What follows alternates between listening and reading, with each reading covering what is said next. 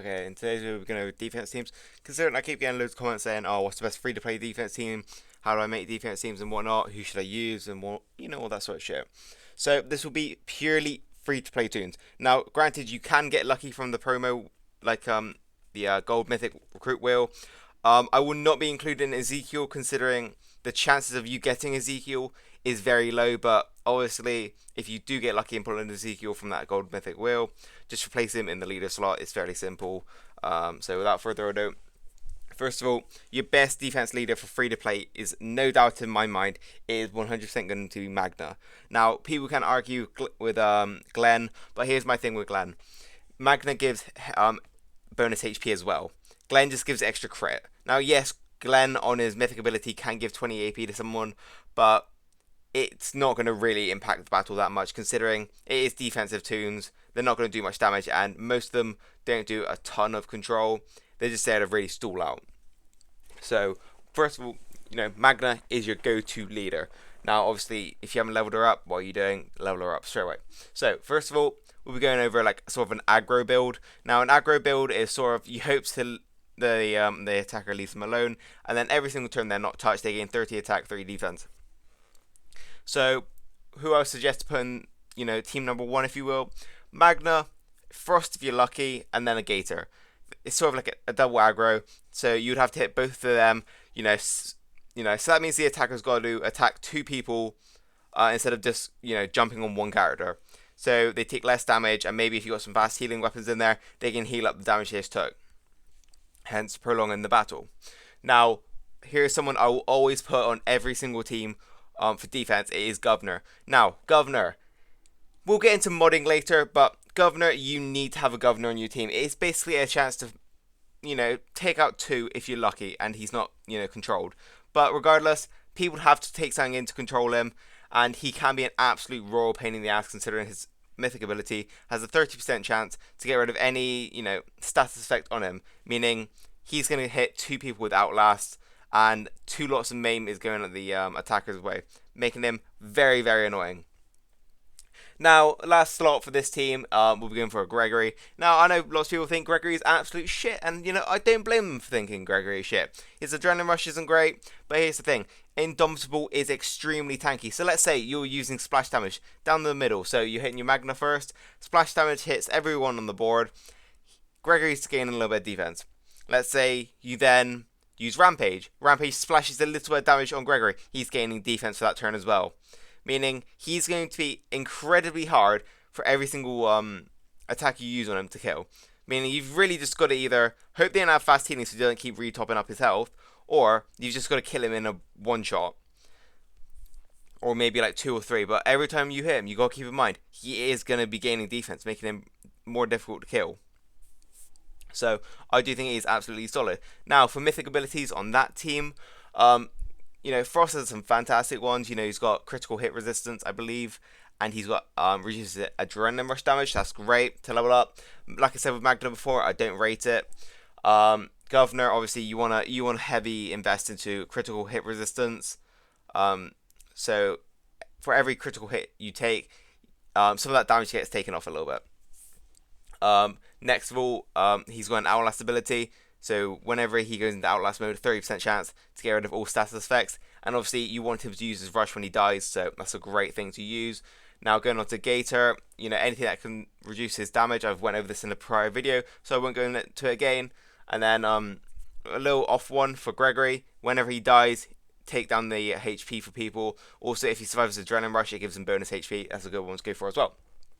Now we'll be going into variations now, because I think that is just a core, a standard team that will at least prolong the battle a few turns and won't make it so you're getting wiped. Now some of you might be worrying, oh, if I use Magna, I'm gonna get turn 1, blah blah blah. You won't, because later on we'll be going into mods, so you won't be getting turn 1. Now next of all, if you haven't got any of the tunes in the first team, maybe try the second team. Now we'll be swapping in, let's swap in a Gator or a Frost for a Kelly. A Kelly can take a hit, so let's say Rampage was to happen. Kelly will take the brute of the hit, so that target is safe. Now the other targets won't necessarily be safe, but that target will be safe for that hit.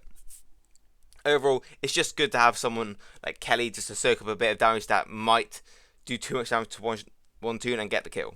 So, yeah, fairly simple stuff. Just swap it in. Now, I know some of you might be thinking, oh, he's a silver toon, blah, blah, blah. It doesn't matter.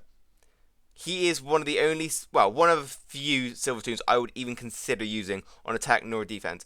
Like, he's that bodyguard ability is very nice. And if he does, and it's a very low chance it does happen, but if he does get a rush going, he will be able to taunt them and make their lives a little bit more difficult. Now he can hold an absolute defense axe and blah blah blah.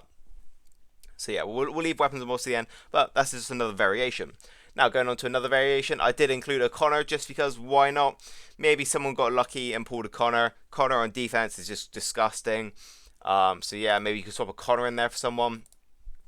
Like I said, your core characters that will never swap in this team for free to play is you will always have your leader, so it'll be a Magna. Maybe in some cases you'll be lucky enough to pull Ezekiel, and your other core character will always be a governor. You'll always bring in a governor because he is just going to be a pain in the ass. They've got to control him or they risk taking extreme amounts of maim damage that will more than likely one-shot the toons, making it so they might be able to fly through your team in 20 seconds, but that governor might take out 2 toons. So that he will always be in there as a core character. Now, just mixing up again, maybe an Aaron. Aaron's got good defense stats. He can revive. He can heal as well. Another good choice to throw in. And now, so we went over the tanky builds. My preference is always have a tankier build than an offensive build. But an offensive build can, catch them off guard, if you will. Now, you got to keep in mind wherever you play. So if it's a 1A, this offensive build is probably not going to work as well. If you're in a lower end faction, maybe a wave 2 or 3, maybe this team will work a bit better. But here's the concept. Negan lead. Now, my opinion on Negan leads in 1A, 1B, it's not going to work. But maybe in a wave 2, 3, maybe if you're in a lower end faction and mid tier faction, it might catch some people off guard if they don't have the proper tools to counter it. So here's the thing. Negan lead. Now, yes, he is an attack lead, but focus. Everyone on the team is going to be immune from Confuse, so no Yumiko. Everyone on the team is going to be immune from Taunt. Pretty good. So, you got 2 resistances that, cover you already. So, if you were to use Dr. Stevens, not going to work. Unless you get lucky with an Impair, but let's be honest, people are going to be more aware of what they're vulnerable to. So, next of all, Sandy. Now, this is an interesting one. I'll come back to that in a second. Marge. Mackenzie. S-Class. Now, this is going to be the Revive Mackenzie that was from the League Store. And then your 4th slot is going to be another damage dealer with a Rampage or a Splash weapon again. So, Sandy and your other damage dealer is going to have Splash or Rampage weapons. Mackenzie is going to be there with just an Impair weapon. And Marge is going to be there with her base weapon. And Negan, you can put whatever you want on Negan. The concept is, if you kill, let's say you kill 3 people turn 1, and one of them is Mackenzie. If you don't do anything to control Mackenzie, you're bringing back 2 toons. And that means with Rampage and Splash, they're going to hit very hard. They're going to hit very hard on your attack team, which is very flimsy. Now, however, if you just kill Mackenzie first turn and just leave it at that, that's fine. Mackenzie will no longer revive anyone. But, here's the catch. She will, her sacrifice, if you will, just targeting her and leave everyone else alone. Everyone else on that defensive team is going to have a free hit on you. And a free hit with Rampage or a Rampage and a Splash, 2 Rampages, 2 Splash, whatever it might be, that's going to hurt really bad to the attacker. So, it's more of it might take some people down, and it might slow some people down here and there. It's an option.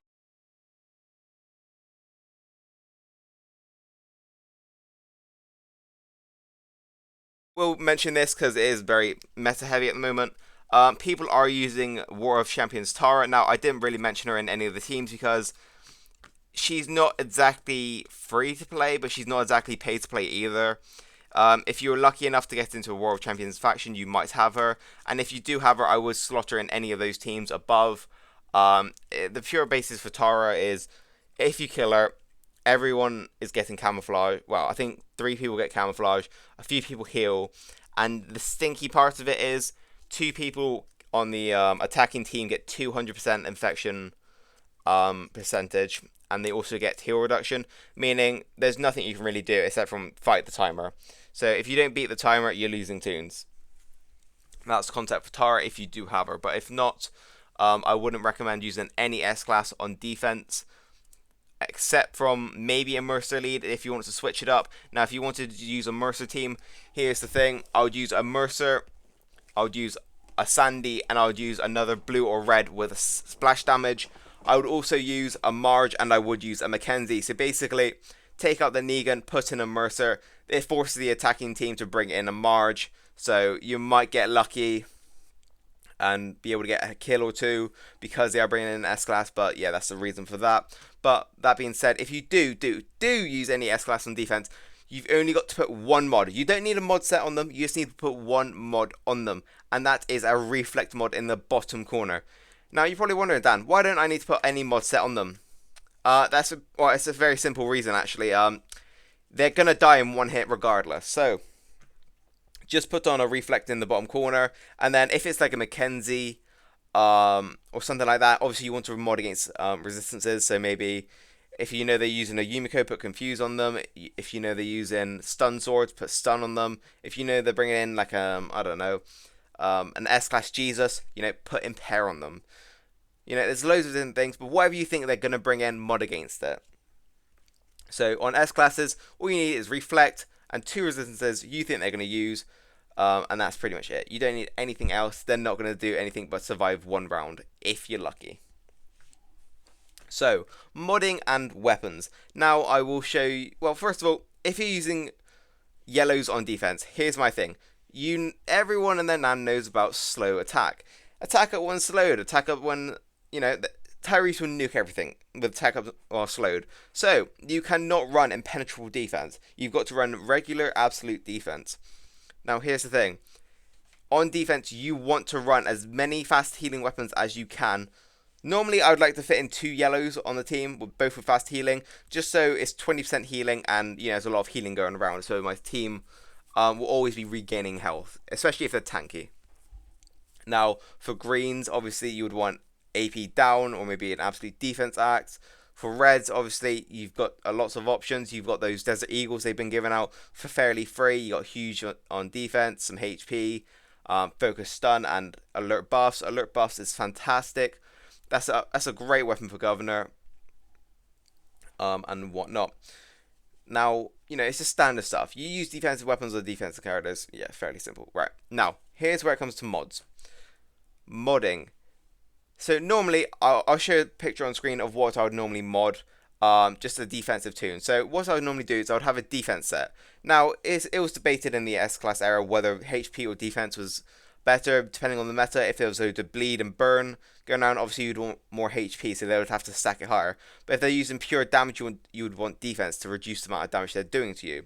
So normally what I would do now is just defense, because there's not much bleed and burn, and if bleed and burn is going around, there's not much I can really do to stop it anyway. It will, kill my tune. So I think I would just defend majority against physical attacks, if you will.